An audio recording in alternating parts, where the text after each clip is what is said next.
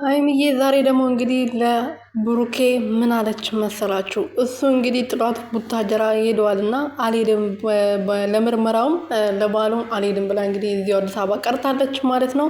አሁን ደግሞ ወደድኩሽ ይለኛል ልቤ እስኪጠፋ ምን አገባኝ ልብ ብንቦጎቦግ እያለች እንግዲህ እንደዚህ እየዘፈነች እንደትመታለች ማለት ነው። አረ ሴቶቹ ጠግቧል እናንተ እንዴ!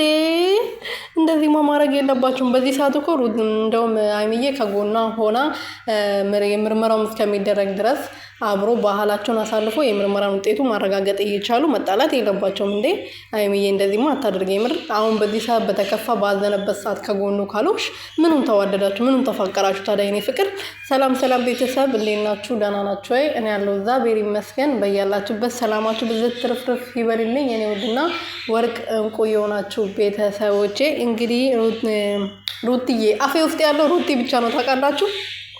አፌ ውስጥ ሩቲ የሚል ብቻ ነው ስም ያለው እና አይምዬ እንግዲህ ለቡቡዬ እየዘፈነችለት መጣለች ማለት ነው። ጥሏ ስለሄደ ተናዳ ይመስለኛል። እና መቼም የሆነ ሰርፕራይዝ እንጠብቃለን ዛሬ። በኋላ ለብቻቸው ማሳለፍ የለባቸውም 100% እርግጠኛ ነኝ።